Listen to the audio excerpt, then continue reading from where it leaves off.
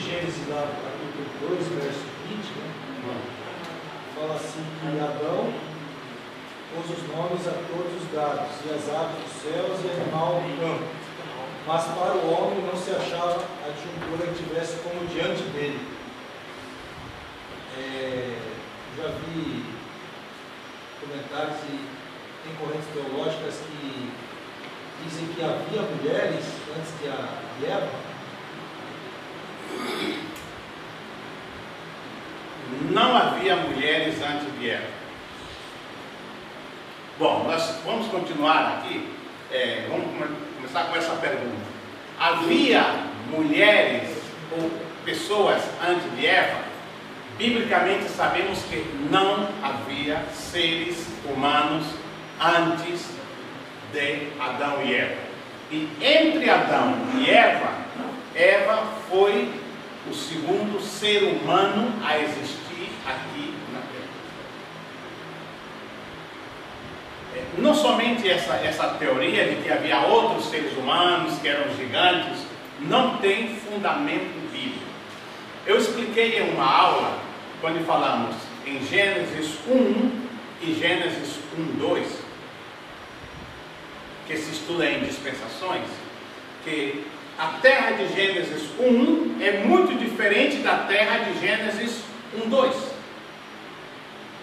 Porque na terra de Gênesis 1, nós encontramos aquela terra que havia um administrador, que era um querubim ungido, que administrava aqui.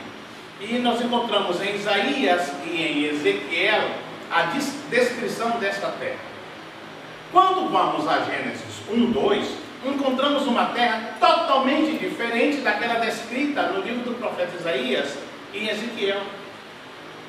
Esmeralda, zafiro, carbunclo, tudo isso não havia mais. Encontramos uma terra sem forma e vazia. Por exemplo, o texto hebraico, me alcança por favor a Torá. E essa Torá, quando tem a pronúncia, é bem mais fácil. O texto hebraico de Gênesis 1:2, o que é que diz? Diz: Vecha eretz ayetá tou vabou. Ou seja, e a terra veio a ser desordenada e vazia. Esse termo tou e bou nós encontramos depois, mais adiante. Por quê? Esse tou e bou quer dizer desordenada, sem forma, em estado de caos. E não pode ser que um Deus perfeito crie uma terra tou vebou, ou seja, desordenada e vazia. Se Deus é ordem, não pode ser o autor de uma obra em desordem. Então dizemos que alguma coisa aconteceu que essa terra original de Gênesis 1, ordenada, com forma, veio a ser ou se tornou desordenada e vazia, em estado de caos. E mais adiante a Bíblia nos dá a entender que pode ter sido a queda de Lúcifer depois do pecado sobre a terra. Que a Bíblia diz, Jesus falando, e vi Satanás cair do céu, ser lançado do céu como um raio sobre a terra. Imagine o poder de um raio como Lúcifer, com suas miríades de anjos sobre a terra. Se supõe que entre Gênesis 1:2 acontece isso e a terra veio a ser. Tanto que foi necessário que o mesmo Deus do Bereshit, que criou os céus e a terra, porque no livro de Gênesis, no capítulo 1, no versículo 1, ele é muito claro quando fala sobre o princípio criativo de Deus.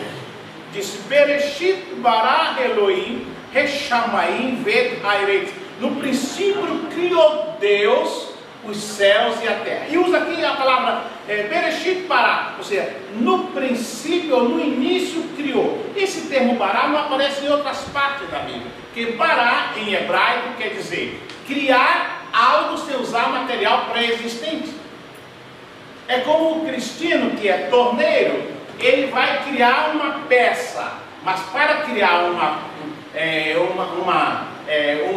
roda, ele precisa de uma barra de aço ou de ferro. ele precisa de uma solda, ele precisa, então esse baraia criou sem usar material pré-existente. Existiu. Só com a palavra. Então essa terra criada em Gênesis 1:1, supomos que é uma terra perfeita. Deus não criaria um estado de desordem, de caos, de abismo. Alguma coisa aconteceu. Então, para aqueles que creem que havia vidas humanas, quer dizer que essas vidas humanas morreram entre Gênesis 1 e 1:2. Porque depois de Gênesis 1:2, o que encontramos não é princípios criativos de Deus, mas é Deus reordenando a terra que já tinha sido criada. Ele não cria, exceto os seres vivos, mas ele ordena que o sol faça isso, que a lua faça isso. Como havia uma massa de água entre mar e nuvem e rio, ele separa as águas de cima das águas de baixo, e esse lugar chama Raquia em hebraico, que é a extensão, ou a expansão, ou o espaço, ou esse céu que nós chamamos aqui, que é o espaço. Então, é essa obra de Deus, não é? Em quanto tempo Deus criou a terra? Deus criou o mundo? Dizendo 7 dias. Errado. Ele criou em milésimo de segundo. No princípio criou. Existiu. Agora esses dias é Deus ordenando a terra que estava bagunçada. Então não temos fundamentos para dizer que havia seres humanos antes de Adão e Eva.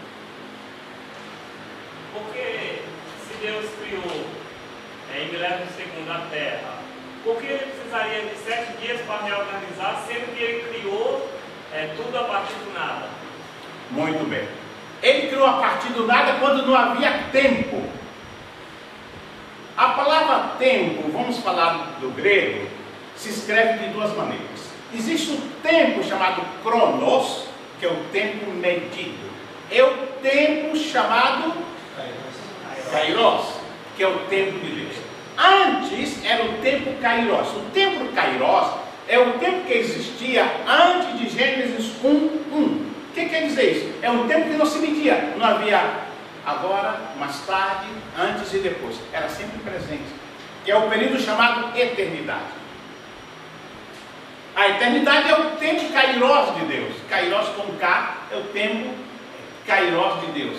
Mas em Gênesis 1, quando Deus começa quando ele cria, passou a existir o tempo chamado cronos, cronometrado. Então, esse princípio quer dizer período ou época em que o tempo e o espaço passaram a ser medidos.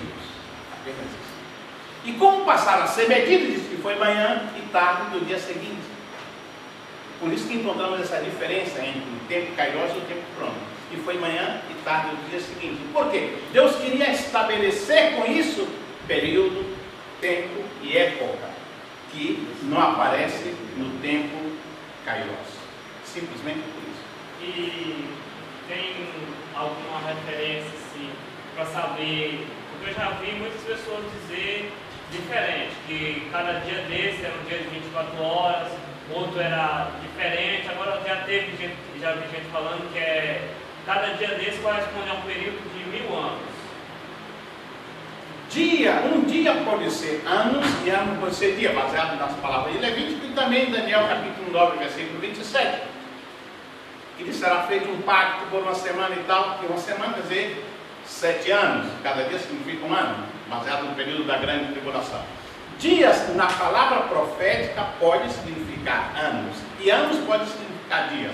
Entretanto, nós não temos fundamentos para dizer que os dias de Gênesis capítulo 1 são dias proféticos, são dias reais, porque ele diz que foi manhã e tarde do primeiro dia, e foi manhã e tarde. O fato de dividir mostra que Deus queria determinar que houvesse manhã, tarde, noite, novo dia, manhã e tarde e noite. Há teorias fortes que dizem que esse período foi um período de milhares e até milhões, pode ter sido, de anos. Mas eu não tenho fundamento nem base para afirmar isso. Como alguns desses escritores não aceitam o fato de que foi a terra de Gênesis 2, que ficou assim em resultado da queda de Lucifer. Ou seja, são correntes. Eu vejo mais plausível. E o que não está explícito, mas está implícito, aí eu pergunto, se a queda de Lucifer não foi entre Gênesis 1 e 2, em que período da história aconteceu? Segundo, se Adão, sendo o primeiro ser humano, segundo a Bíblia, criado, foi criado sem pecado, quando ele conheceu o pecado, se o pecado, resultado da queda de Lucifer, não foi nesse período, em que período do Gênesis 1 aconteceu a rebelião de Lucifer, que deu origem ao pecado? E Adão, o primeiro homem, conheceu o pecado, então o pecado tem que ter existido, a rebelião de Lucifer, antes da criação do homem. E em que período antes da criação do homem? Até chegar em Gênesis capítulo 1, versículo 1. Se vocês encontrarem, me avisem. Eu não encontrei. Em meu material de dispensações, eu falo sobre isso com muitos detalhes. E coloco os textos do Gênesis, de Isaías, de Ezequiel. Deve ser nesse período mesmo da revolta do inimigo. Exatamente. Porque se houve antes, a história dos dinossauros, ela é verídica, né? Uhum. É porque lá no Nordeste, no sertão da Bahia, quando eu era criança, eu morava lá, cavava-se aqueles poços, não era nem que não tinha água, não minava água. Era para juntar a água da chuva, na região de roça, da fazenda lá, e foi encontrada lá num dos poços lá. Quando nem ligavam para aquele tipo de animal, isso ninguém sabia, pessoal lá da fazenda lá. Foi encontrada cada hemocrata daqui nessa mesa aí. Hemocrata, essa parte do osso da mão. O Nordeste encontrou muita coisa. Lá chama de pá, né? Pá do animal. Entendeu? E cada osso nas pernas, aquela coisa lá, já um tanto já meio todo cheio, todo poroso. Alguns séculos, milhares de anos, né? Isso enterrado lá, porque a terra também conserva, né? E agora eu fico pensando, eu acho que será que aqueles animais existiam com o dilúvio e morreram com o dilúvio? Exatamente isso. Para mim, morreram. Diz que animais grandes foram, ou seja, as bestas feras, animais grandes, etc. Né? Besta fera da terra. Da terra. Deus, né? Na criação lá. Na criação. Então, tudo isso é importante. Agora, olha só, eu não queria afastar do foco da criação do homem por causa do nosso tempo, né? Do nosso tempo. Mas isso você vê que existe uma série de pontos que nós temos dúvidas. São coisas que, na nossa aula lá em Cubatão, nós temos dia que eu não dou aula, eu faço só responder perguntas. Aí está o Cristino, que é meu aluno lá, já há 4 anos, que é só debater temas. O Jerônimo foi meu aluno lá também. Tinha dia que era só responder perguntas e ficávamos a aula toda. Sair daquela aula com muito pesado, muito. Então O pastor me tirou para dirigir a igreja, eu não podia sair. Uma questão de obediência. Diz que manda quem pode e obedece quem? Quem tem cabeça. Então, né, é interessante isso, né, as dúvidas. Mas vamos voltar aqui ao tema do homem, que tem muita coisa para falar sobre o homem ainda. Sobre a evolução, se tem pergunta, segure a pergunta, né? Segure a pergunta. A evolução, né? Os evolucionistas, eles contrastam com a Bíblia. As opiniões são diametralmente opostas. Eu preparei uma tabela. Eu não sei se está na apostila essa tabela. Está? Algumas discordâncias entre as escrituras e as teorias de Darwin. A Bíblia diz que o que é a evolução? A Bíblia diz que a criação foi planejada com um propósito, o propósito eterno de Deus. Enquanto que a evolução diz que a natureza evoluiu por acidente ou acaso. A Bíblia diz que coisas vivas foram feitas separadamente, cada um a partir da sua espécie. Enquanto que a evolução diz que todas as coisas vivas originaram de uma forma viva, simples, através da evolução. Aí vem a pergunta que fez o Zé ali. Vocês dois aí. Olha só, qual foi a pergunta que você fez? Por que Deus fez em tantos dias? Aí está uma das respostas. Como Deus tinha um propósito, o que é que ele fez? Em cada dia ele criou uma espécie. Não criou duas espécies diferentes no mesmo dia. E foi fazendo isso, tal dia, tal dia, tal dia, tal dia, tal dia. Tal dia eu vou fazer a separação disso e daquilo, para ficar bem marcado a operação de Deus. Isso é muito importante. As espécies. Na arca não foi conservado todas as espécies? Todas as espécies necessárias para continuar o que Deus criou. Como foi isso? Eu não estive lá na arca, mas deve ter sido interessante. Não estive lá, sério, não estive lá. Mas deve ter sido interessante. Nessa época eu não estava ainda, né? Eu nasci logo depois da arca. Mas todas as espécies, existe um DVD sobre a arca. Não sei se vocês chegaram a ver, foi feito inclusive em parte pela NASA. São 3 DVDs de arqueologia bíblica. Segunda-feira vai ter aula? Eu acho que eu não dou aula segunda-feira.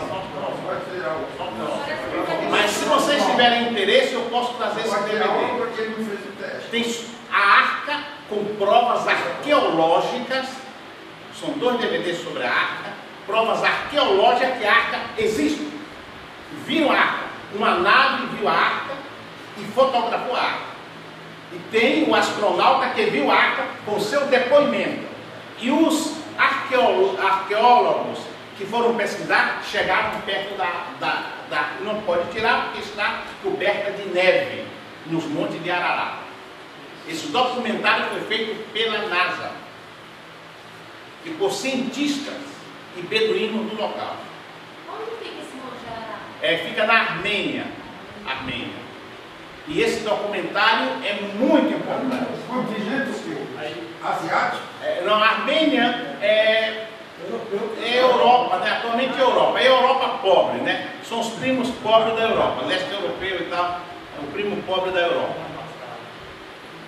Bom, a Bíblia diz que o homem foi uma criação especial diferente dos animais, que já falamos que ele distingue pelo espírito, né? O animal tem alma e corpo, mas o homem tem espírito, alma e corpo, né? E enquanto que a evolução diz que o homem é apenas um animal que evoluiu de criaturas semelhantes e primatas, né? Mas a macaca da avó deles, eles não querem chamar. O trabalho da criação foi completado por Deus em 6 dias. A evolução produz continuamente novas espécies de coisas vivas através de tempo, inclusive ainda hoje. Está voltando às teorias da evolução. A natureza foi criada perfeita, mas tornou-se deteriorada porque Adão desobedeceu. Deus fez aquela natureza maravilhosa, mas a desobediência de Adão vai ser restaurada essa natureza durante o período do milênio. Sim. Durante o período do milênio. É a emoção do irmão Jerônimo. Eu estou confirmando. A evolução teísta que nós já mencionamos aqui, ela afeta o nosso conceito de escritura. Por quê? A evolução teísta diz que crê na Bíblia, mas crê em um princípio evolucionista. Então, é totalmente contrária à palavra de Deus. Ainda que seja teólogos, pastores, obreiros, não tem fundamento bíblico. ela é um obstáculo à evangelização, porque eu não evangelizo macaco, eu evangelizo pessoas, criaturas de Deus, feito à imagem de Deus. Ela contraria o que eu falei para vocês de Atos capítulo 17, que de um só sangue Deus fez toda a raça humana. Então, fala em raça humana, não de macaco, não de outros animais primatas que evoluíram, né? A imagem de Deus no homem está muito pautada, né? Agora a pergunta, o que é a imagem de Deus no homem? Na antropologia bíblica, isso é muito importante. Como já citamos aqui, que somos representantes de Deus. Esse escritor, que é muito famoso, Tácito da Gama Leite Filho, ele nos escreve que a palavra imagem, que é do hebraico selém, significa expressão da realidade. Ou seja, o homem expressa a realidade de um Deus criador. Como o professor Tácito, tem muitos livros dele, da CPAD, Batista, né? E o Tácito, em sua casa nós discutíamos muito, né? O Tácito foi meu auxiliar como professor no Rio de Janeiro, em Cordovil. Ele era da Igreja Batista, ficou conosco um tempo, depois voltou para a Igreja Batista. E ele trabalhou comigo muito tempo, fomos professores na Faculdade Presbiteriana do Rio de Janeiro, no antigo Seminário Unido, em Oswaldo Cruz, e ele escreveu esse livro. Eu estive revisando o original desse livro, é O Homem em Três Tempos, que ele escreveu. Vocês conseguem, esse livro está CPAD. E ele fala sobre a imagem de Deus no homem, a importância de entender isso. Ou seja, é muito importante sabermos que nós não somos fruto de uma teoria evolucionista. Uma prova disso é que nenhuma pessoa é igual a outra. Não existe duas pessoas iguais. Podem ser parecidas, mas não são iguais.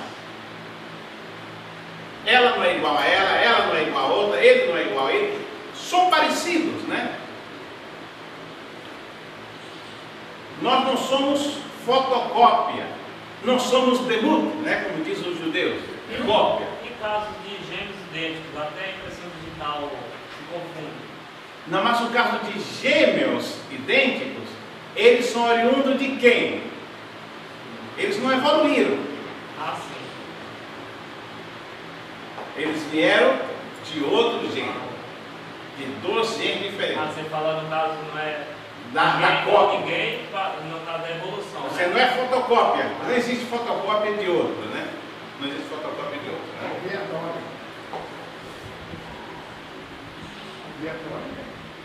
Né? Eu quero aumentar aqui. Bom, na Bíblia Vida Nova, numa edição anterior, fala que a imagem de Deus significa que o ser humano é dotado das faculdades de raciocinar, de expressar emoções e de agir voluntariamente. Particularmente indica a capacidade que o homem tem de manter íntima comunhão com Deus. A Bíblia de Hearing, que está inclusive em português, diz que esses termos são intercambiáveis e indica que o homem foi criado natural e moralmente semelhante a Deus. Esta é a melhor definição. O homem é um ser moral e moralmente ele é responsável pelos seus atos. Essa responsabilidade é a impressão de Deus da semelhança no homem, que nós iremos discutir. Então, quando o homem peca contra Deus, o que acontece? Ele perdeu a semelhança moral, que era a sua impecabilidade, mas a semelhança natural de intelecto, emoção, vontade, memória, ele continua retendo isso. Mas a semelhança moral, que fazia ele responsável pelos seus atos, como Deus é responsável pelos seus atos, moralmente ele é responsável pelos seus atos. E ele perde essa semelhança, esse ato parecido de manter essa moralidade, ele perde isso quando ele peca contra Deus. Quando nós falamos que o homem é a imagem e semelhança de Deus, não é que Deus é parecido com a gente, Deus não é feio como a gente, né? Como muitos de nós, né? Deus é assim, aí pensamos Deus de braço, perna, olho, cabelo e tal, roupa, perfume, desodorante, nada disso. Não é que Deus é parecido com a gente, né? É que nós temos algumas qualidades semelhantes a Deus. Então o homem ele foi dotado de quê? De faculdades intelectuais. Nós falamos no início que o homem tinha uma capacidade tremenda. Ele comentou que quem falou que Adão deu nome a todos os animais? Como ele fez isso? Agora você imagine quantos animais, quantos mosquitos, os passarinhos, os peixes. E Adão perguntou: seu nome vai ser isso, seu nome vai ser isso, seu nome vai ser isso. E se lembrava depois do nome de cada um. Não é que ele deu nome e se esqueceu, se lembrava. Se ele se esquecer, você quer dizer para ele: vou dar o nome daquela coisa. Professor, essa pode ser uma base para toda a capacidade humana, no caso, que hoje nós não teríamos essa capacidade. Ele, por ele não ter pecado ainda, ele tinha 100% da sua mente 100%. funcionando. Tudo era 100%. Hoje, não. Aí, inclusive, né, a caixa aqui, o computador mental, funcionava tudo bem. Então o homem tinha essa capacidade intelectual, ele teve suficiente inteligência para colocar nome nos animais e se lembrar dos animais depois do nome. Hoje, quem é do interior aqui, não lembra o nome de todos. Aquele passarinho é complicado lembrar o nome de todos os animais, isso, espécie, tá? É complicado, né? Ele teve não apenas a faculdade de falar, mas também de imaginar e pensar com o que falava. Ou seja, a capacidade de falar só o ser humano tem. No dia que um cachorro disser, eu sou cachorro, ele deixa de ser cachorro. Vai ser um ser humano? Eu não sei o que é que ele vai ser. Ah, mas a mula de Balaão falou. Somente uma vez, mas não continuou falando. Ou seja, o ser humano é o único ser capaz de fantasiar. Puxa, se eu pudesse namorar com aquela menina. Aí fecha os olhos, começa a puxa, nós íamos para o shopping, íamos passear, íamos para a igreja, íamos ver um filme. Ele começa a supor, se der certo, vai ser assim. Ele pode, um animal irracional não pode fazer isso. E se eu fizer uma prova boa, eu vou estudar porque eu sei. O animal irracional não pode fazer isso. Então essa capacidade, essa faculdade é própria, única. O ser humano é o único ser capaz de fantasiar. Se eu passar na prova, se eu passar no concurso, eu vou comprar uma casa em tal lugar, vou comprar um carro assim, vou comprar um...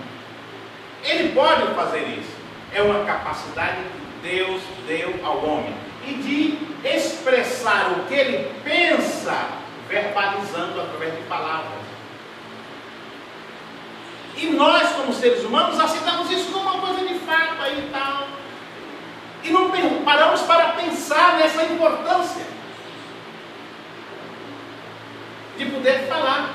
E o outro entender o que ele fala. Isso desde o início da criação. Então o homem possuía essas faculdades morais e espirituais, como vemos na prova moral que acontece ali em Gênesis 3, quando o homem pisa na bola e ele tinha o poder para resistir, inclusive, para não desobedecer a Deus e manter essa semelhança moral. Assim nós dizemos que o pecado é uma coisa voluntária. Era, é e sempre será.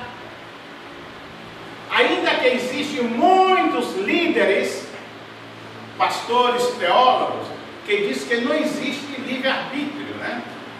Eu vou citar o nome que vocês podem ver na televisão, Miguel Ângelo.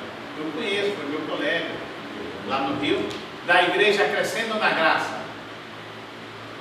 Ele escreveu um livro, O Falso Livre-Arbítrio. Eu tenho os escritos dele. Que não existe livre-arbítrio, está tudo escolhido já. Predestinado. Predestinado. A predestinação é outra coisa.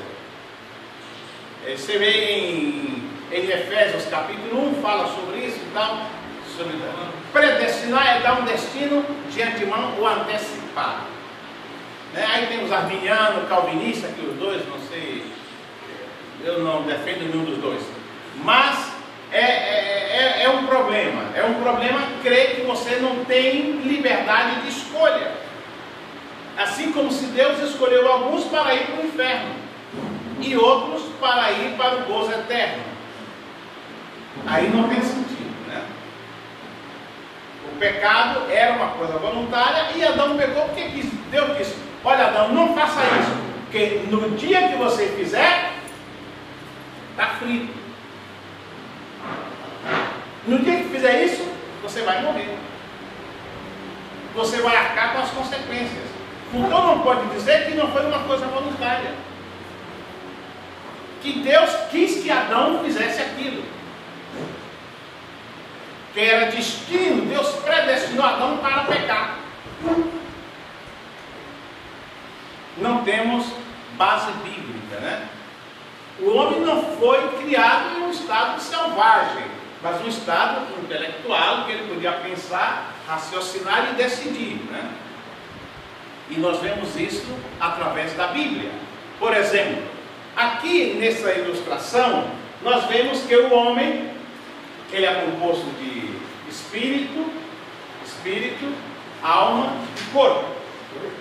O corpo, que é do hebraico soma, a parte somática. Quando nós dizemos, isso é um problema psicossomático, o que quer dizer? Um problema da alma no corpo.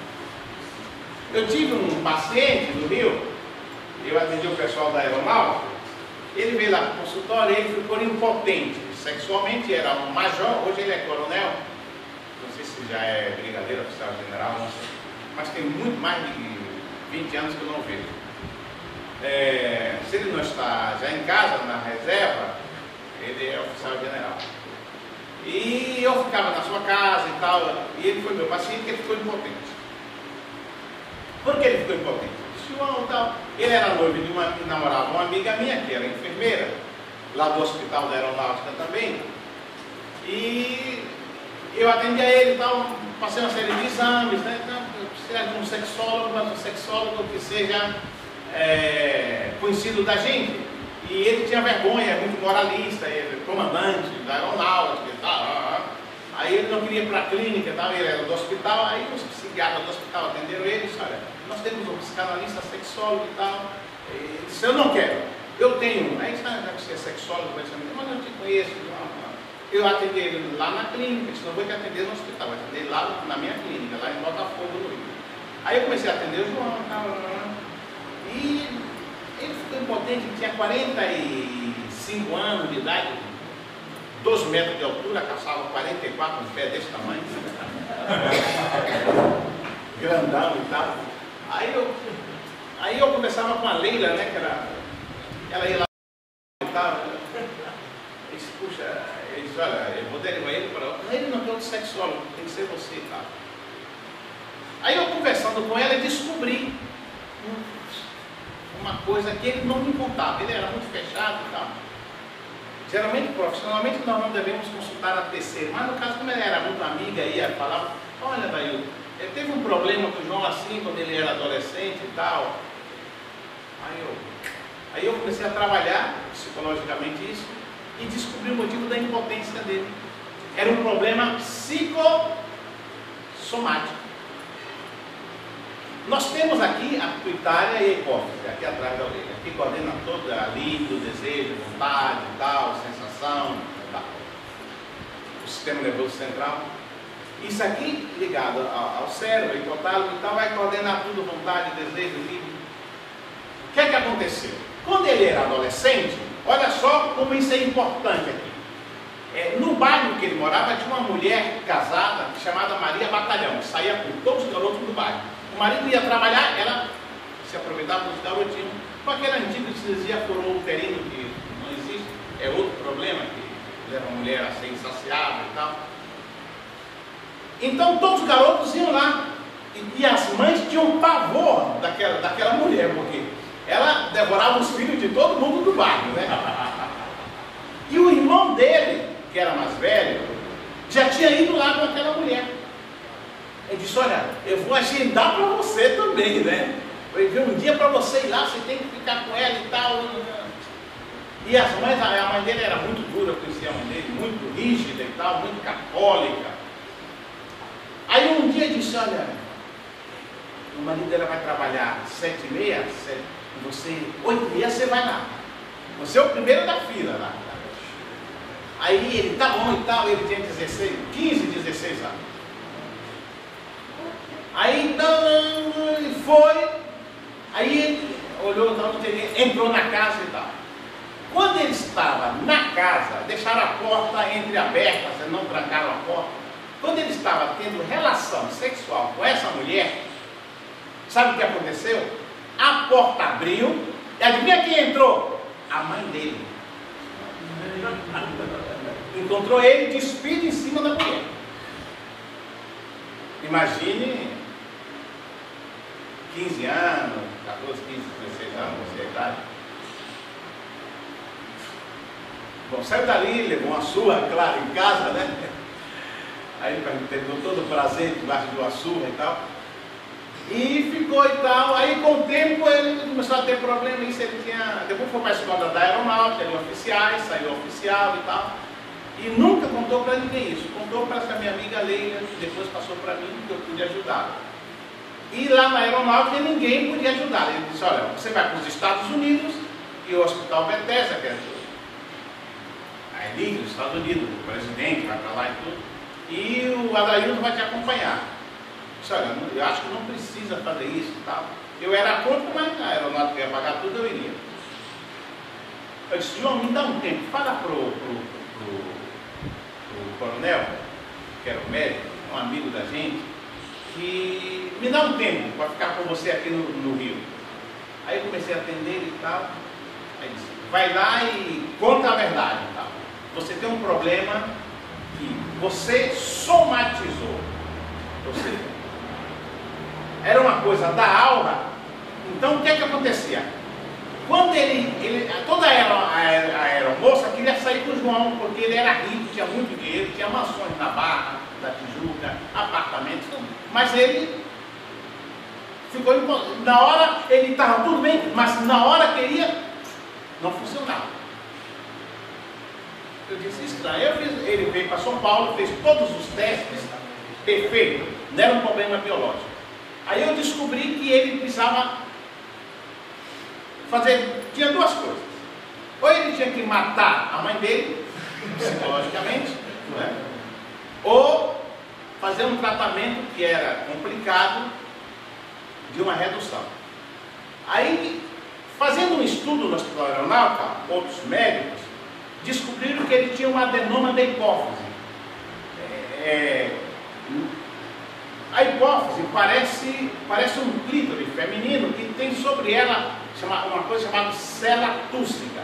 Parece uma cela de cavalo sobre a hipófise.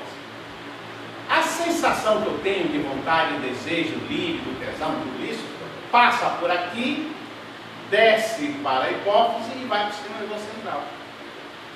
Mas no caso dele, ele se impressionou tanto com aquele choque da sua psique, que o corpo, quando ele ia ter uma reação, ele lembrava daquilo e tinha aquele choque. Foi tanto que criou uma película, chama-se adenoma de hipófise, entre a célula tússica e a hipófise. Então a sensação veio para aqui, mas não passava para aqui, porque tinha uma coisa no meio, chama-se adenoma de hipófise. Isso, quando ele pensava nisso, ele tinha uma flacidez peniana, não conseguia manter uma relação. Aí quando descobrimos isso, aí o Carneiro, que era o coronel médico, disse, Palotel, que é um medicamento terrível, né? Pequenininho, para reduzir o adenoma da hipófise. Eu fazia o tratamento psicológico na clínica e lá ele usava Palotel, que é uma coisa terrível. Aí desapareceu aquela película, então criou um problema psicossomático. Corpo em grego é soma, alma é psique. Psicossomático, um problema da alma, da mente no corpo. Isso que é problema psicossomático.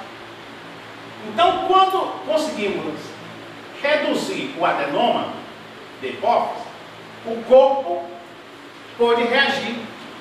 Aí ele começou a ter relações normais. Teve até um filho depois. Depois até se separou da Leila, aí ficou até galinha, né? Pegando todo mundo para tirar a palavra e tal.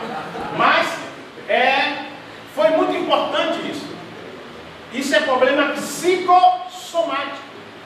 Tivemos um caso, quando eu estava na Secretaria de Estado de Trabalho e Habitação do Governo do Rio, estive lá durante 3 governos assessorando, e no Departamento de Psicologia e Serviço Social, onde eu pertencia, apareceu a esposa de um funcionário que tinha problema de engravidar. E ela colocou na sua mente, na sua psique, que estava grávida. E a barriga cresceu como de uma mulher grávida de 6 meses. Por quê? A mente desejou tanto isso que o soma, o corpo, assimilou e a barriga cresceu. Ficou como uma mulher de 6 meses. Mas nós sabemos que ela não estava grávida. E a barriga crescia, porque era um problema psicossomático, da psique no soma. Aí tivemos que fazer, não foi eu que fiz o tratamento, mas a minha amiga lá e outros fizeram um tratamento psicológico e depois a barriga, você está normal. Teve um caso no Hospital Souza Aguiar, no Rio de Janeiro, eu não vi o caso, mas eu li, de um homossexual, um travesti, que fazia tratamento para gravidez. A barriga grande. Até que os ginecologistas levaram para o departamento de psiquiatria e a barriga dele voltou ao seu estado normal. Problema psicossomático. Psicossomático. Se ouve muito falar isso, mas não se explica o que é problema psicossomático. Então o homem tem o soma e a psique, onde está a razão, afeto, imaginação, que produz essas coisas, a consciência e a memória. Então a razão, que leva você a imaginar, pensar, etc e tal. E o corpo tem 5 portas: o paladar, né? O gosto, tato, a visão, olfato e a audição. E o espírito, a vontade. Ainda que alguns coloquem a vontade na alma, eu prefiro colocar a vontade no espírito.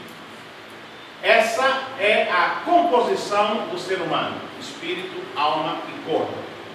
O que é o espírito no homem? O espírito é o dom de ter conhecimento de Deus e comunhão com Ele. Isso vocês têm na apostila. Esse é o espírito, que é o sopro de Deus no homem. Dizemos que é o conjunto de faculdades vivificantes. Nós vimos que o espírito deu vida à alma, que por sua vez deu vida ao corpo. O espírito faz com que o ser humano tenha conhecimento de si mesmo, se autoconheça, esse himself do inglês. Ele tem conhecimento de si mesmo, né? E o que é o corpo? O corpo é a parte física, né? Que tem conhecimento do mundo através dos sentidos, que é olfato, tato, paladar, audição e visão. Então o corpo tem conhecimento do mundo em volta dele através dessas 5 portas de comunicação que voltaremos a tocar nela, né? Vamos falar um pouco sobre o espírito. Eu quero dizer que o espírito não é corpo nem alma. Espírito é espírito. A palavra espírito no homem vem do grego pneuma, ou pneuma, para portuguesar a pronúncia, e do hebraico ruach. Esse ruach termina com role, que é um H mudo do hebraico, e representa o quê? A substância espiritual principal, central do homem. Esse dom de ter conhecimento de Deus e comunhão com Ele vem através do Espírito. Porque o Espírito é a parte de Deus em mim que permite que eu tenha comunhão com o seu Espírito. Por isso que o apóstolo São Paulo disse que o seu Espírito de Deus fica com o nosso Espírito. Então é no Espírito do homem que acontece o testemunho do Espírito Santo em nossa vida, né? Em Lucas 24, 39 diz, Jesus falando: Vede as minhas mãos e meus pés, que sou eu mesmo. Tocai e vede, pois um espírito não tem carne nem osso. O espírito, ele é incorpóreo no sentido do conceito que nós temos de corpo, de carne e osso. O espírito é encontrado unicamente no homem. Jó capítulo 12, versículo 12. Com o idoso está a sabedoria, e na abundância de dias o entendimento. Algumas versões colocam espírito. Em 1 Coríntios 15, né, que é o texto que trata mais desse tema das epístolas paulinas, Paulo diz que um corpo espiritual, ou seja, um soma pneumático, não tem qualquer relação com o que afirmam os espíritas. Esse soma pneumático, esse corpo espiritual, o corpo espírito, que os espíritas dizem que é outra coisa, é uma comparação com o mesmo corpo espiritual que Jesus tinha. No original grego fala de soma pneumático, que vem a ser corpo espírito, que é nada mais, nada menos que uma referência à pessoa redimida e salva depois da ressurreição. Então, há uma diferença muito grande entre espírito e alma. Isso explicamos no início desta aula, né? E quando comparamos as palavras, tanto do Antigo Testamento como do Novo Testamento, que traduz por alma e por espírito, vemos a diferença. No Antigo Testamento, a palavra alma em hebraico é nefesh, que equivale à palavra do Novo Testamento em grego, que traduz alma, que é a psique, que se usa muito na psicologia, né? Essa distinção também está em relação ao espírito, que no Antigo Testamento é ruach em hebraico e pneuma no grego. E a palavra pneuma quer dizer vento, ar, sopro. Por isso que todo mundo, de uma certa forma, fala um pouco de grego. Eu vou comprar um pneumático. O que é um pneumático? É um pneu de caminhão ou de bicicleta. Tá? Por que dizemos pneuma? Falando em grego. Pneumático é um invólucro de ar, de vento. Só funciona cheio de ar. Cheio de ar. Entende?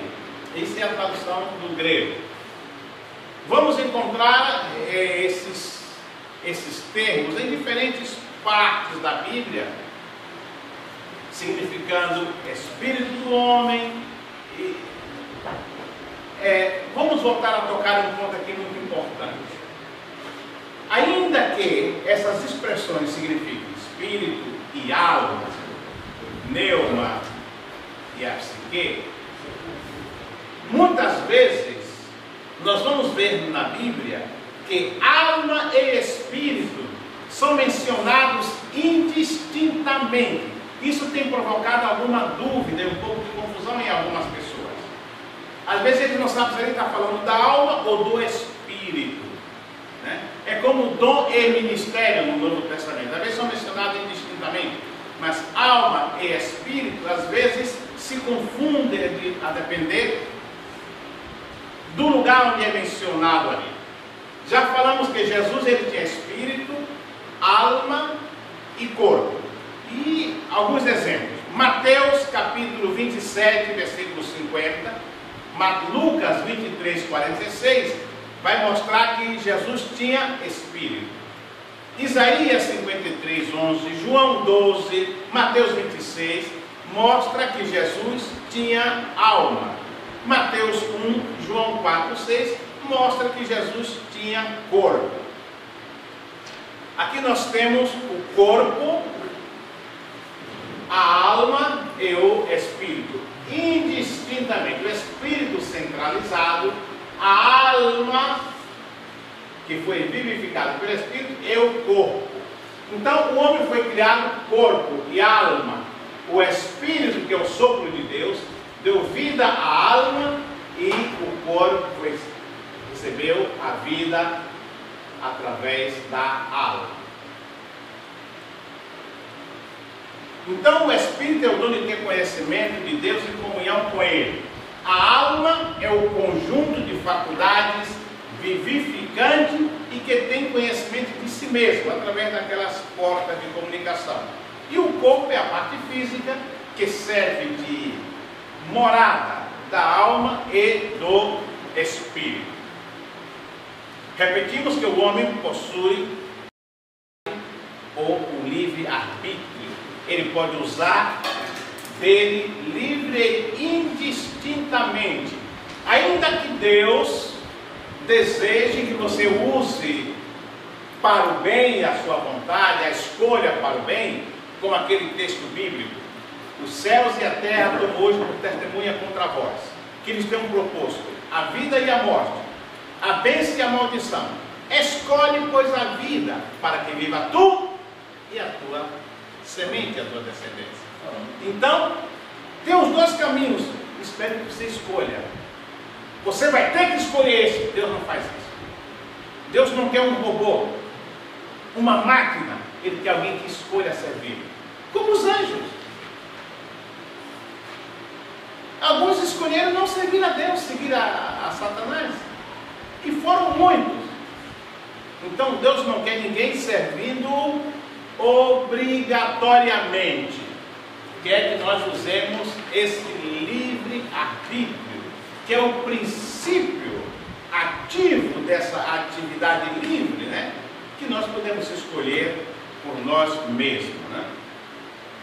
O corpo é a parte, aquela pergunta que fizeram no início. O corpo é a parte perecível do homem, e o espírito é a parte imortal.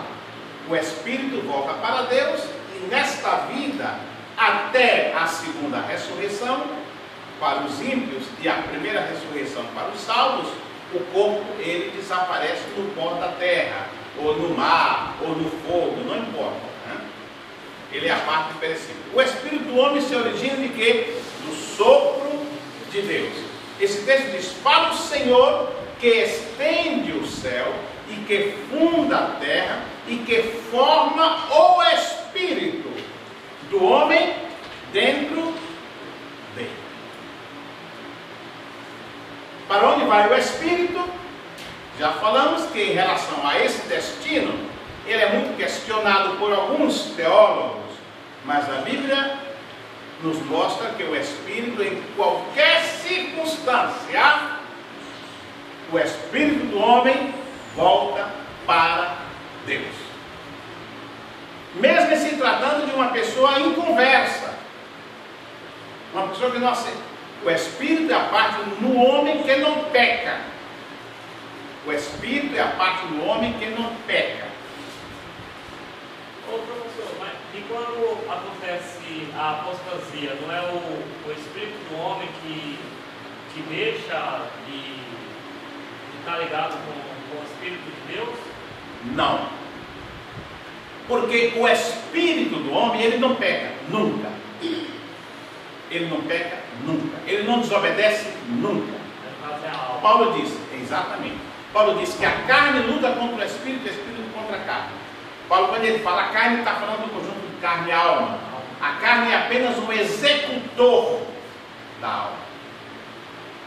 A carne é apenas um executor da alma. Só isso, nada mais. Todo texto então, na Bíblia que a gente encontrar falando de,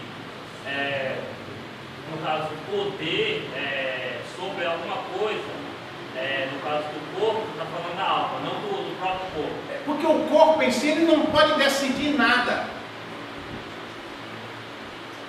A carne é o executor da alma. A carne é o executivo da alma. A carne faz o que a alma manda, o que a alma determina. O espírito influencia a alma? Sim, a fazer as coisas boas, mas ela resiste. Ah, sim. Ela resiste. Aí no caso, cada nós... Exato, decidir.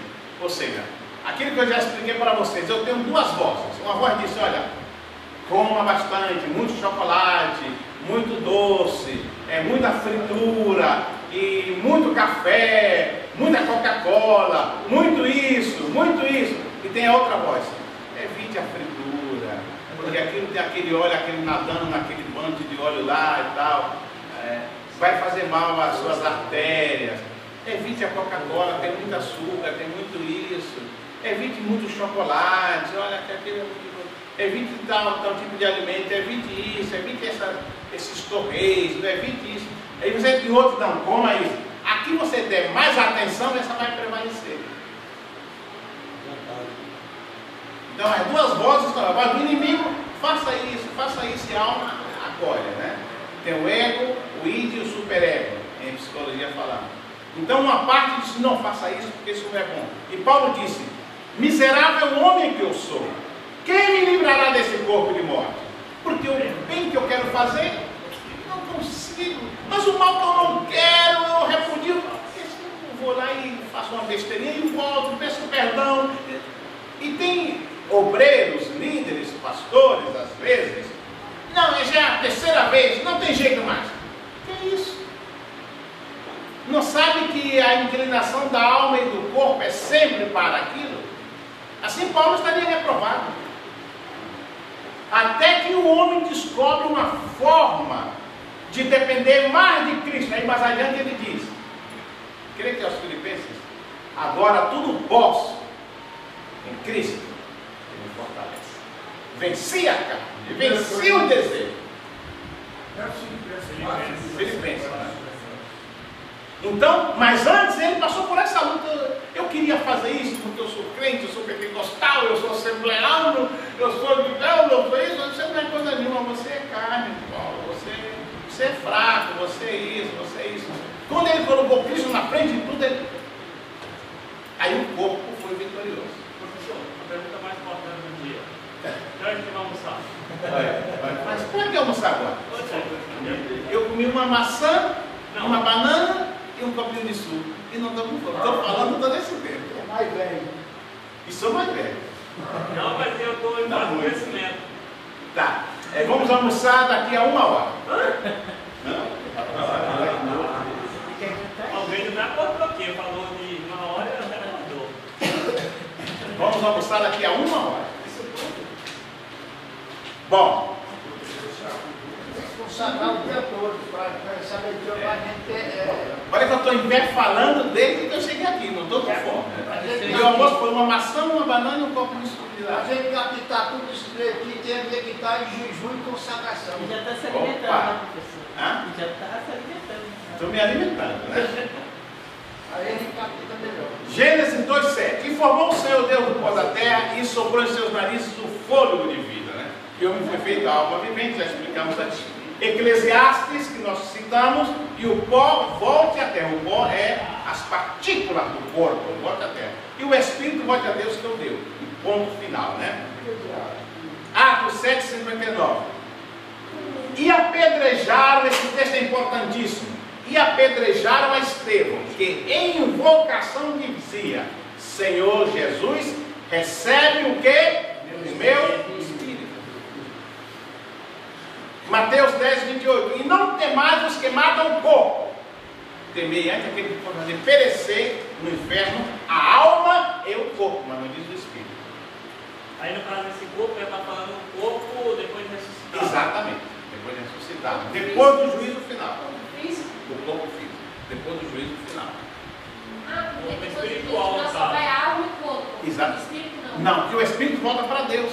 O Espírito é a parte de Deus no homem. Mas esse corpo que Jesus falou já é um corpo espiritual. Exatamente. Não é esse corpo, é um corpo que vai sofrer e tal, mas um corpo já ressuscitado. Professor, em caso de arrebatamento sem vida, o Espírito sai? Vamos ouvir a pergunta da Maria aqui. Em caso de arrebatamento em vida, Esse corpo é transformado. Não, o arrebatamento que o apóstolo Paulo teve foi, Só que ele fez. foi sair o espírito do corpo, Não. com a alma e o corpo, não? Eu não conversei com o irmão Paulo, mas esse arrebatamento que ele fala é diferente, tá? É como se ele visse, se ele fosse transportado, mas ele continuou sendo ele continuou na terra. O espírito estava ali. Ele não saiu da terra, ele como se ele estivesse no céu. Não é que o espírito, se o espírito sai do corpo, o corpo morre. E o João no Apocalipse? João também é a mesma coisa. Então, a alma ele sustenta. viu como se ele foi levado lá e tal. É como se eu estou aqui, estou vendo as coisas do céu. Então a alma em si não sustenta o corpo. Não. Está com o espírito. Quando o espírito sai do corpo, Então, você pelo- vai para a sepultura. Então, pelo que eu entendi, a única separação vai ser quando for mesmo para a morte final. Né? A separação é na morte física. Aí sim. Alma para um lado, corpo para o outro, espírito para o outro. Aí que é a separação. Ô, professor, e quando a gente vê a pessoa dizendo que já foi, tipo, como se tivesse sido arrebatado, está vendo ali, o corpo fica, mas como se ele estivesse saindo de dentro dele mesmo. O termo arrebatado que se usa para as pessoas, eu creio que Deus pode mostrar no céu, Deus pode mostrar. Eu sou um pouco, não vou dizer incrédulo, um pouco cético sobre alguns contos de arrebatamento. Sim, temos que Porque não é, o termo arrebatamento, não sei se seria a expressão correta. Eu posso dizer que eu tive uma visão como se eu estivesse no céu. Porque o termo arrebatado quer dizer tirado daqui. Você não saiu daqui. Há muitos anos atrás, eu estava visitando uma congregação no pé de uma favela que vocês conhecem aqui de nome, no Rio de Janeiro. De onde é a favela da Vila Cruzeiro, no Rio. Da Vila Cruzeiro, onde mataram o Tim Lopes, jornalista da Rede Globo, de onde Adriano se criou. Adriano era criança, ou talvez não tinha nem nascido nessa época, lá na Vila Cruzeiro, na Penha. Eu ia muito lá porque minha namorada morava lá, na Penha.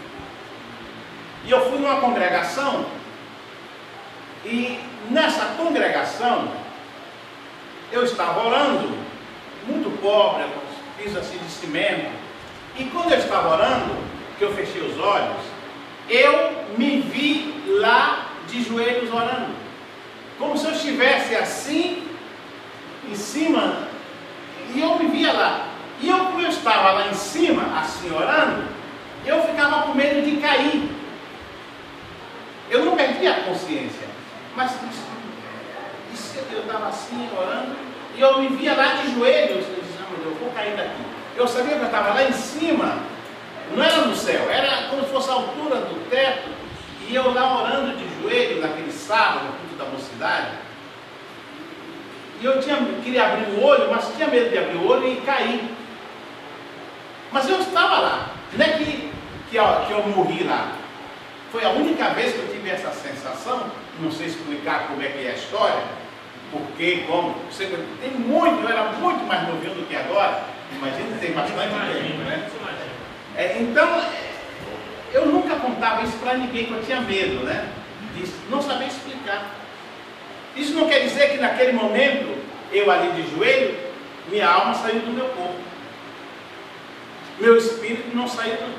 Deus me fez ver aquilo sem, eu creio, segundo o meu entendimento, sem desestruturar a minha composição física e espiritual. Então isso não é isso que se chama arrebatamento de sentido.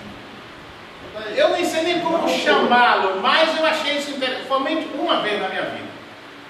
Mas eu continuei lá com o espírito, alma e corpo. não tem um nome para definir. Sim, psicologicamente nós temos algumas qualificações que não vem o caso aqui na aula. Outro sentido aí, sobre o espírito sair do corpo. Agora vamos ao seguinte: quando o homem está normalmente, aí vem o espírito maligno e se aproxima, entra no corpo do outro, aí os dois ficam juntos? Bom, isso aí essa palavra espírito maligno não é o espírito como entendemos espírito, né? Isso é um demônio.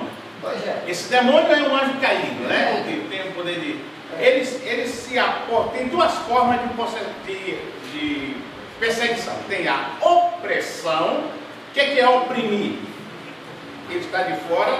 Está oprimido. Tem a possessão, Sim. que é a parte mais brava, né? A possessão, quando ele possui o corpo. Isso, eu quero essa resposta. E quando ele possui, ele atua em quê? Ele atua na alma.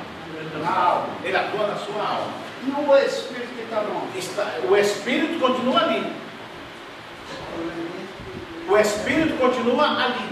Só que na sua alma estará essa possessão maligna, eu chamaria de influência de Satanás na alma do ser humano.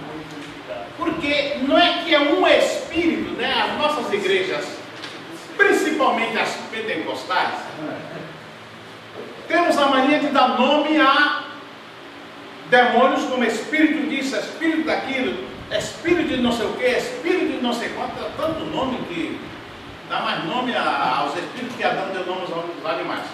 Mas eu não estou de acordo com isso. Espírito maligno sai com todo espírito, o nome dele é espírito maligno. Agora esse nome que invento aí no rádio, na televisão, nessas igrejas aí meio fanáticas, sem conhecimento bíblico, não tem fundamento bíblico. Espírito é maligno. O que é espírito maligno? É uma possessão satânica que está na alma, oprimindo a pessoa. E se, nesse caso, o Espírito de Deus, que é o Espírito do homem, não estivesse nele, ele não poderia nunca ser liberto. Porque é através do Espírito do homem que o Espírito de Deus atua para expulsá-lo. Mas naquela hora que aquela pessoa está fora de si, nasceu fora de si, entendeu? Aonde está correspondendo o Espírito de Deus que habita no homem, que depois viu o sentido dele e ele fez todas as coisas erradas. É a vontade dele. O Espírito de Deus que habita no homem é outra história. Você tem o Espírito do homem, que é o sopro de Deus. Isso. Tem a alma do homem e tem o corpo do homem. No caso do cristão temente a Deus, tem aquilo que nós chamamos o Espírito de Deus. Não é outro Espírito no homem. O que é o Espírito de Deus no homem? É o testemunho de Deus no ser humano de que ele é propriedade de Deus. Apenas isso. Pastor, Você não é como se fosse um ser, não, é só é a presença de Deus dentro de você com um selo que te garante como propriedade de Deus. a possessão ela só adentra a nossa alma quando nós damos Lugar. Você tem que permitir, senão ele não é. O inimigo assim, ele vai, se você der lugar, né, sua consciência, sua razão, se você está tudo errado, o Espírito vai entrar, o Espírito maligno para poder. Seguro que sim. Agora, se você é uma vida diante do altar, uma vida de servir a Deus, fazendo a obra, aí é onde vem a opressão. A obra ele de não fora. entra Exatamente. mas entra com opressão. Que é a diferença de opressão e possessão. Eu já tive, aconteceu isso comigo, quando a minha tia era mãe de santo na primeira, né? Nós estávamos, né, ela aceitou Jesus, né, recebeu a Jesus, tudo, fizemos uma porção de fé com ela. Só que eu tive uma batalha espiritual muito grande. Porque eu estava dormindo, igual você falou, eu não vi, foi ao contrário, né? Eu dormindo, eu vi a mão que veio em cima de mim e falou assim, eu vou te matar. Aí começou a apertar o pescoço. E você sente que apertando Aí ele. eu olhei para o lado, eu vi a minha esposa deitada, e eu chamava ela não me ouvia. E eu falando, me ajuda, me ajuda, me ajuda, e a telefone me sufocando, me apertando, eu não conseguia mais respirar. Falei, aí comecei a orar a Deus no Espírito mesmo, né, em dentro, pensamento. Aí aquela subiu, pulei da cama, aí eu falei para ela, puxa, eu estava te chamando, você não ouviu, você não ouviu nada. É como um pesadelo. Um pesadelo, mas se você vê, eu estava acordado. Exatamente. E a minha esposa do meu lado, eu chamando ela ali, São coisas que realmente é necessário. Vocês estudam, vão estudar teologia sistemática, a parte sobre o Espírito Santo, não sobre a Trindade que nós estudamos, vocês vão estudar muito sobre isso, sobre o mundo dos Espíritos. Isso hoje é um problema sério. Ontem eu estava em Praia Grande e era o dia da Iemanjá, dos Candomblé e dos centros africanistas. Toda a praia de Praia Grande era tomada deles, cheia de barracas, que agora não é mais dia 31 de dezembro, foi proibido, e hoje foi o dia. Gente de São Paulo, de todo canto, toda a Praia Grande, a praia era só bicho, né? Todo canto. Umas moças bonitas, rapazes bonitos, todos com aquelas colares e crachá, todo de branco e tal, preparando para oferecer sacrifício para o bicho. Então, O que nós chamamos de espírito é nada mais do que uma possessão demoníaca. Nós vamos ter um espírito porque ele é incorpóreo, porque não tem carne nem osso, porque entra no corpo do ser humano. Por isso nós chamamos de espírito. Agora, não encontro autoridade bíblica para estar dando nome. Espírito disso, espírito do outro. Eu acho isso um show que fazem alguns para chamar a atenção. Bom, a origem da alma, já vimos, né? Essa parte, assim que nós vamos saltar essa parte.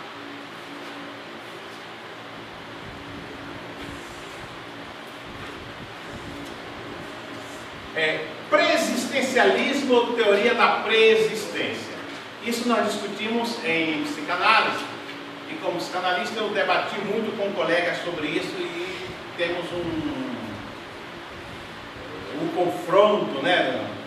No consultório, a clínica que eu atendi aqui, na Pedro Lessa, né? Ela faz a aurícula, né?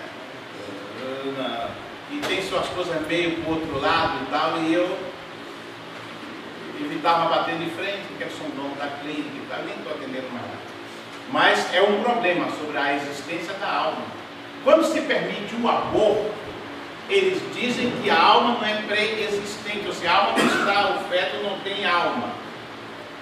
Por isso, o conceito ginecologista ou ginecológico e de alguns profissionais da ciência da mente, psicólogos, psiquiatras, psicanalistas, neurólogos, é que pode se abortar à vontade, porque ali não existe alma. Só existe vida depois do alongamento ou do parto. E eu sou contra isso, né?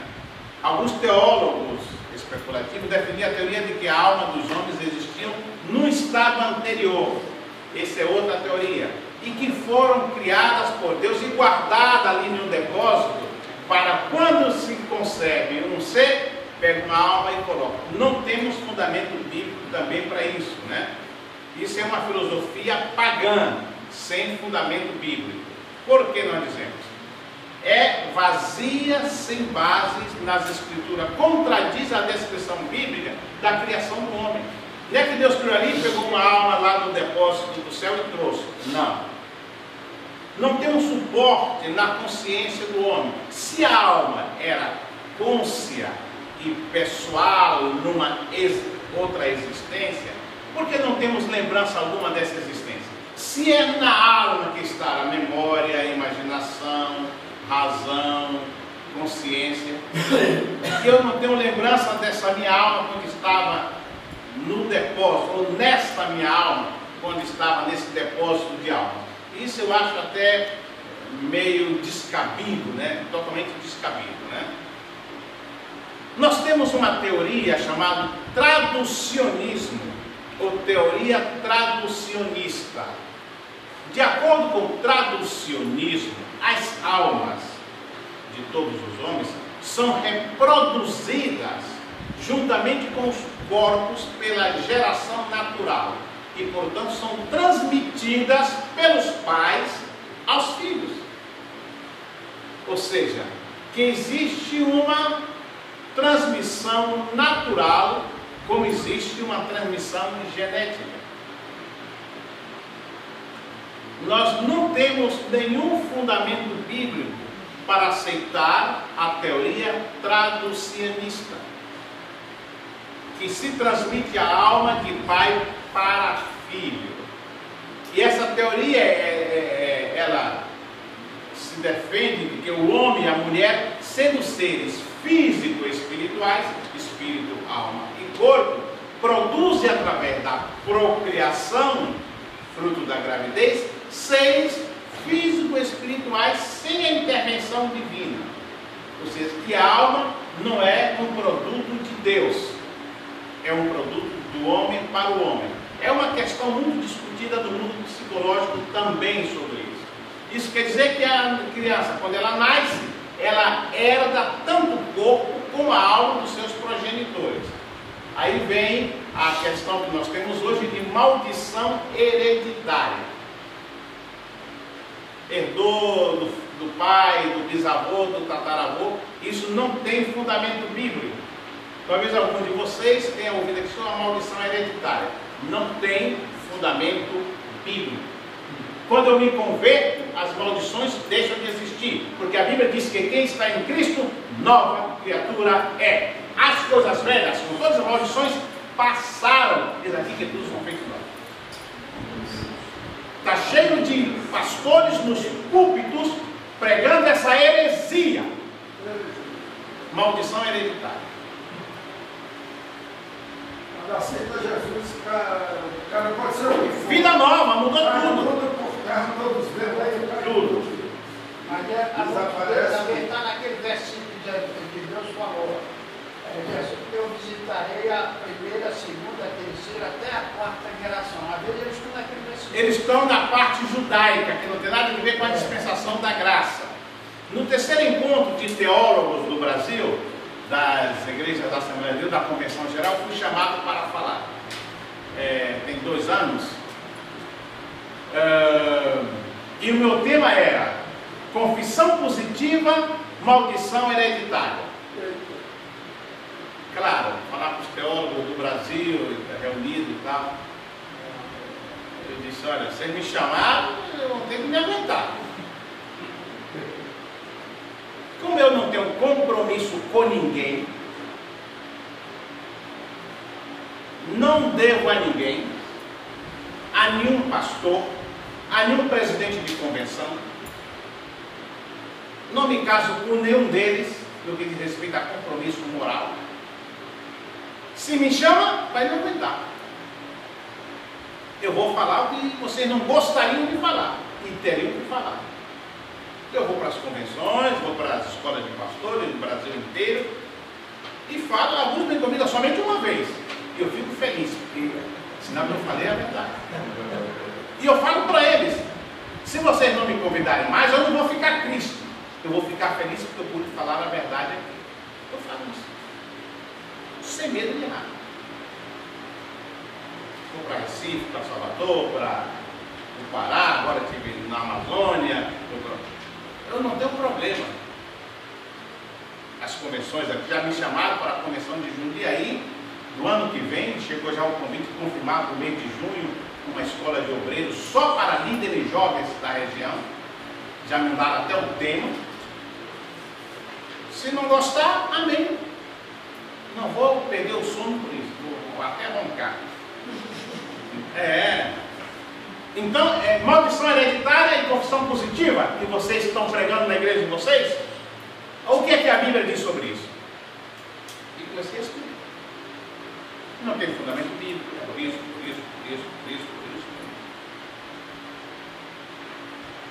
Então, é um compromisso que nós temos que ter com a palavra. Isso é muito importante, né? Argumenta a favor do traducionismo. Uma vez que Deus soprou nas narinas do homem o fôlego de vida e depois deixou que o homem reproduzisse a espécie, eles creem que o homem reproduz o espírito, etc. E a alma também. Não temos fundamento bíblico. A criação da alma de Eva estava incluída na de Adão, desde que se diz que ela foi feita do homem. E nada se diz acerca de sua alma. Não há nenhuma menção. Que o homem transmite a parte espiritual, a parte...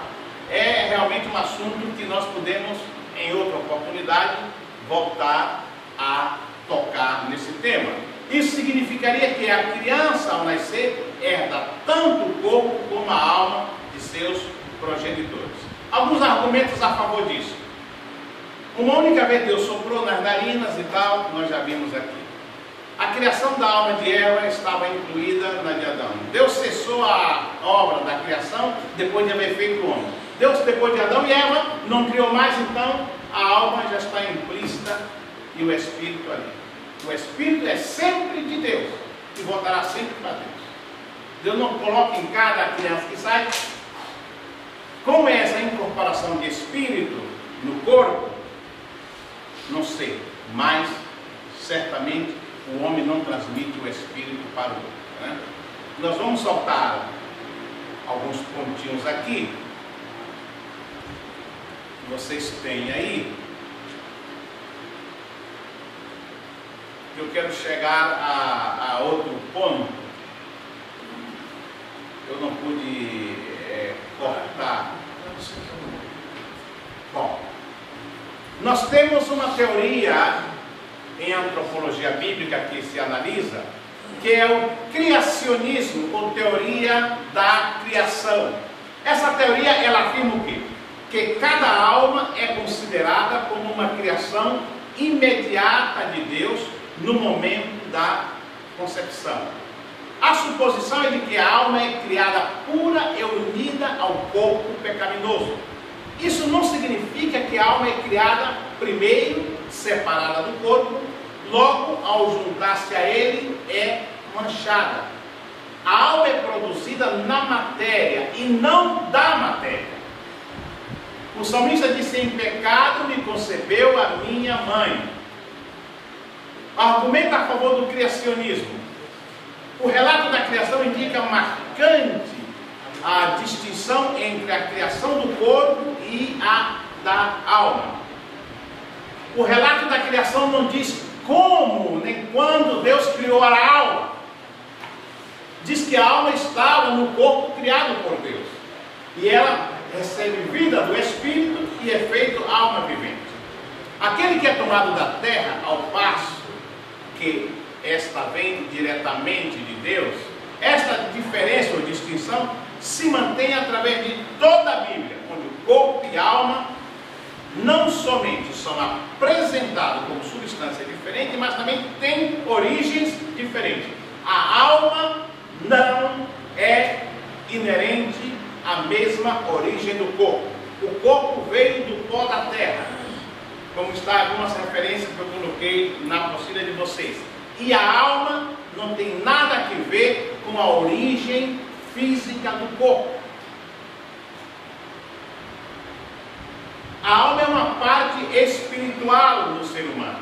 O corpo é uma parte material no ser humano.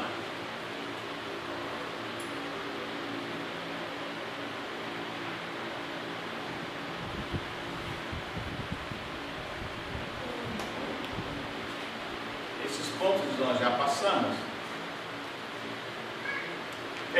Agora isso aqui é importante. Em algumas pregações, ou em quase todas nas nossas igrejas, quando nós fazemos um convite para aceitar a Jesus, como é que nós perguntamos? Tem alguma alma aqui para Jesus? Eu dificilmente pergunto isso. Nunca o faço. Porque perguntar se tem uma alma para Jesus é usar uma linguagem totalmente desconhecida do meu público, que não é cristão evangélico. Esse é o idioma evangeliquez, falado pelos evangélicos, no mundo dos evangélicos. Tem uma alma para Jesus? Certo que biblicamente a palavra alma quer dizer vida. Mas para o público leigo que não entende isso, como ele vai entender? Mas uma alma, aqui tem alma, meu Deus, onde é que eu estou?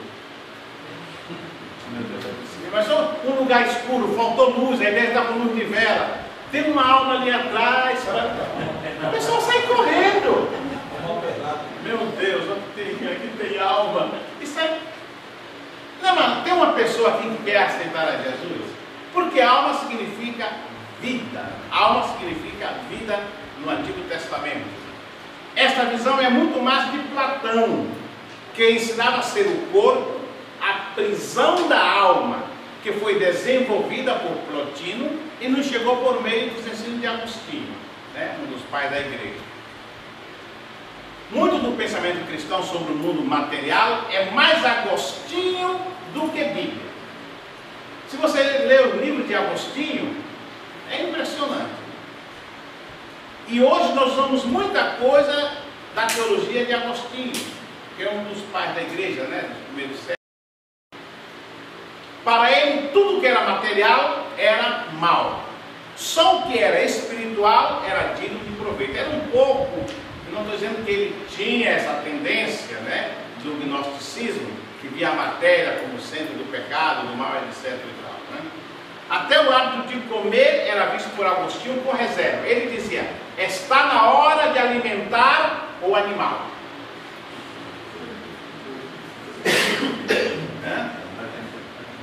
A matéria, o corpo não é má. Deve-se dizer em refutação a esse conceito: não é que o nosso corpo seja mau. Eu já falei para vocês que o nosso corpo, ele é apenas o executor da alma. Ele faz o que a alma manda, né? É um ensino gnóstico e não cristão, que via na matéria toda a fonte do mal e que levou os gnósticos a negar que Jesus era Deus. Que Jesus, ao se encarnar, tomou matéria, e a matéria para o gnosticismo é essencialmente má. Deus não fez apenas a alma humana, mas o homem como um todo, fez o seu corpo material, né? Davi, no Salmo 139, né, ele fala sobre esse assunto. A declaração de Deus ao contemplar a criação, que tinha um corpo, não somente a alma, mas o espírito, é que era muito bom. Era bom em grande maneira.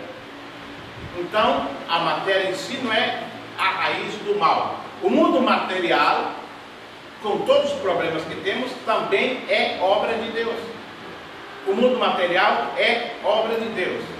Principalmente o homem. O homem também é obra de Deus, né?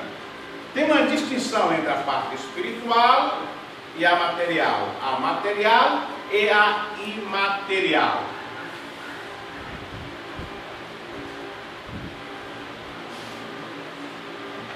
Aqui nós temos algo interessante. Aí vocês estão em preto e branco, então não se distingue tanto tão bem, né?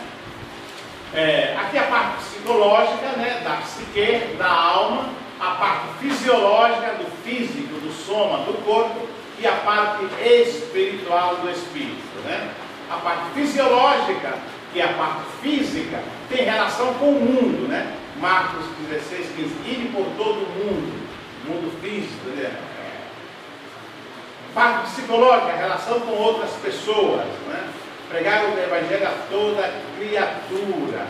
O evangelho vai atuar na parte psicológica, na alma, vai convencer o homem do pecado.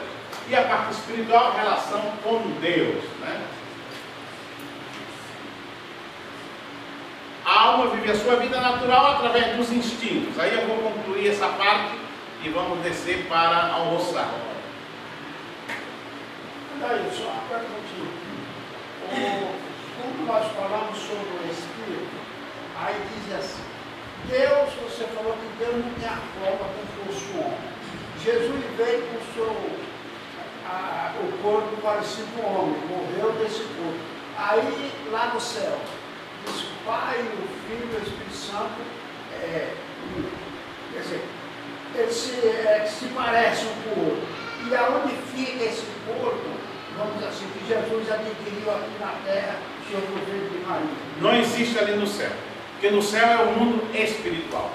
É bom você falar isso, porque o conceito de pessoa, o conceito de pessoa que nós temos é um conceito de aparência física. A pessoa do irmão fulano, quando vem, sabe que a pessoa do irmão fulano, eu imagino uma pessoa assim, com o óculos pendurado, com o bigodinho, o cabelo assim, um pouco ainda tem ali. Então eu imagino uma pessoa física. A pessoa do Espírito Santo, eu imagino você, a pessoa de Jesus no céu. Não é aquela aparência que nós temos, que nós supomos. Eu não sei como era a pessoa de Jesus, mas não é aquela aparência que nós supomos dos filmes, das fotos. Quando fala a pessoa de Jesus no céu, eu lembro de uma foto, de uma pintura, de um filme sobre Jesus, mas isso não existe no céu. Isso é uma forma física, né?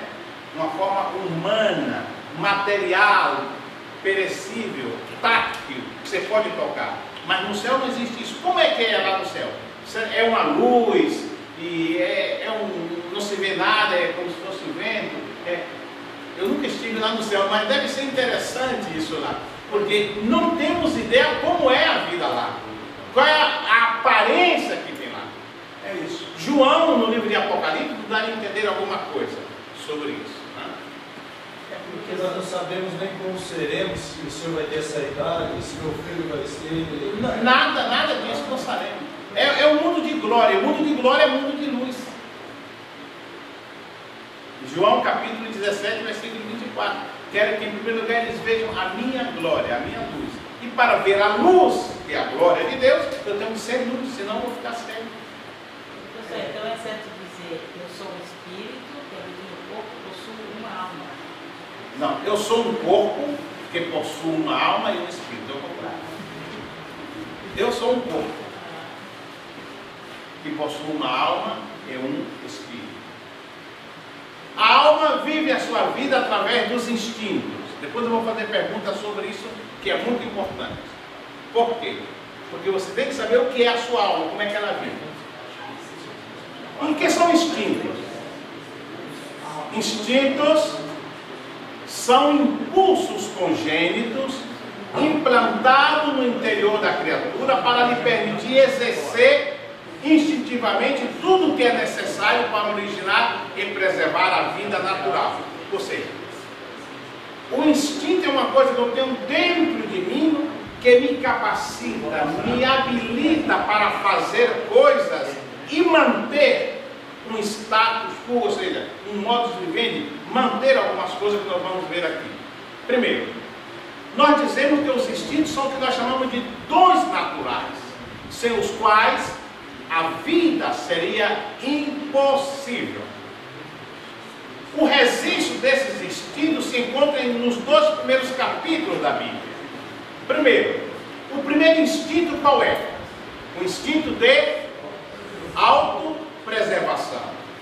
O que é preservação? Preservar é advertir, cuidar, manter. Nos adverte do perigo. Esse instinto está explícito na disposição e no aviso de Deus ao homem. O que é que diz ali em Gênesis 2, 16 e 17?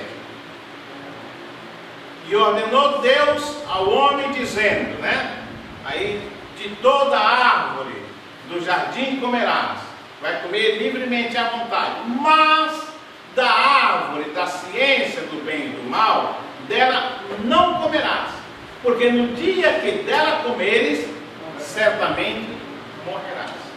Para preservar a vida, para cuidar de manter essa vida como Deus criou, você tem que fazer isso, deve fazer isso. É um instinto de autopreservação que o homem foi o primeiro que ele roeu a corda. Gênesis 2, 16 e 17. Quando algo está errado no centro da vida do homem, ele não tem domínio sobre o espírito. Leia Eclesiastes capítulo 8, versículo 8.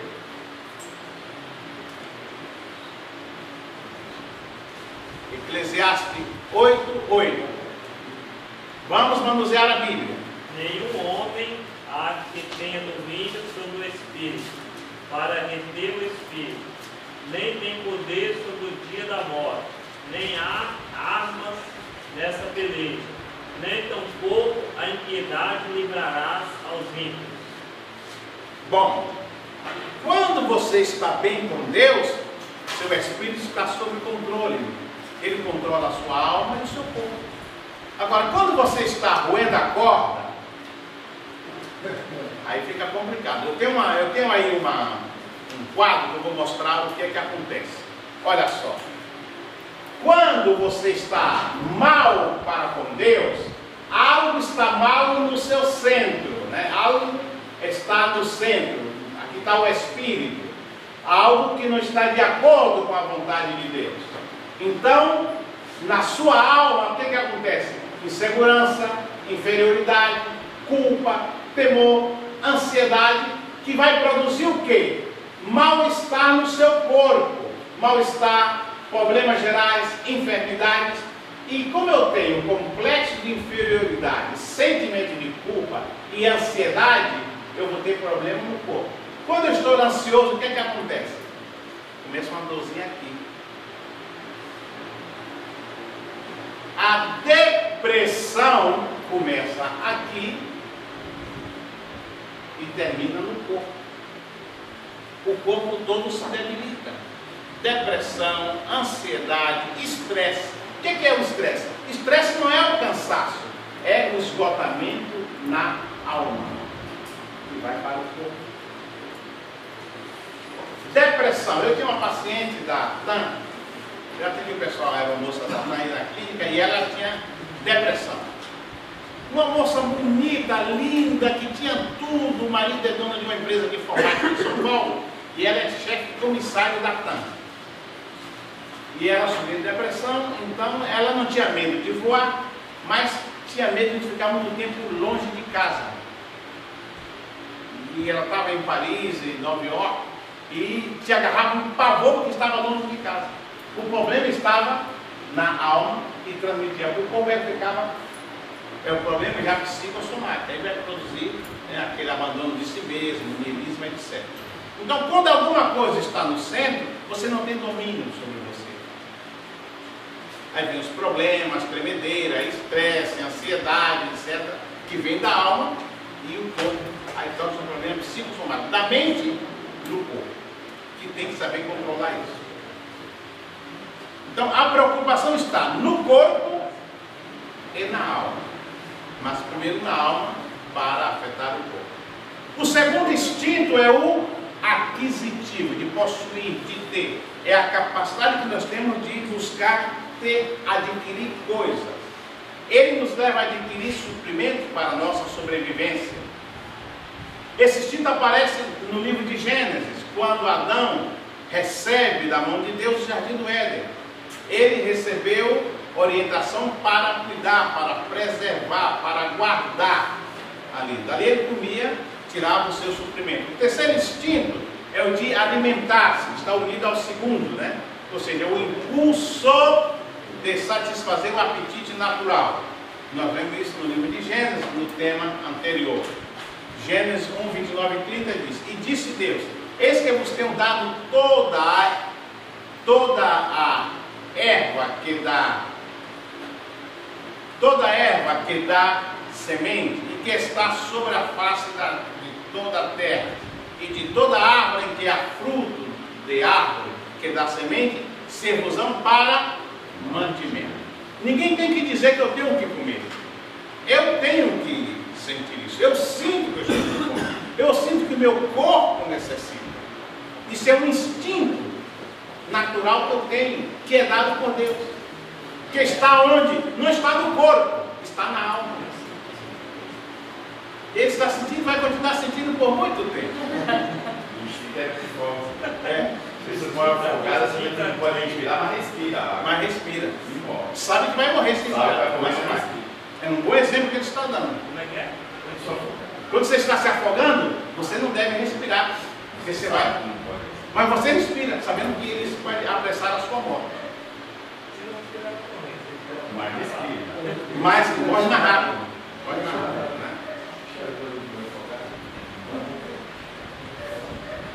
Todo animal da terra e toda árvore é o instinto de alimentação. O quarto instinto é o de domínio de reprodução, né? Os nortistas e nordestinos conhecem bem esse instinto, né? Ele permite a continuação da espécie da raça humana. É o instinto de domínio que pode ser visualizado no mandamento de Deus em Gênesis capítulo 1, versículo 8. Diz: E Deus os abençoou, e Deus lhes disse: frutificai e multiplicai, enchei a terra e sujeitai e dominai sobre os peixes do mar e sobre as aves do céu e sobre todo animal que se move sobre a terra. Esse é o quarto instinto. O quinto instinto qual é? É o de conduzir, ou seja, de exercer, né? Está em Gênesis 1, 28. Então a alma humana recebe as impressões para aquelas 5 portas que nós temos, né? Imaginação, memória, emoção, etc., através dos instintos. Esses instintos levam isso para a alma e a alma transmite e comunica a quem? Ao corpo, né? Então, estas comunicações são transmitidas através das 5 portas de comunicação da alma, que são imaginação, consciência, memória, razão e a fé. Nós vamos falar sobre cada um desses e vamos concluir com mais 1 hora de aula no horário da tarde. Eu sei que vocês estão com fome, não, né? Não, imagina. É autopreservação, né? O instinto está assim. Nós vamos fazer uma pausa aqui e logo depois nós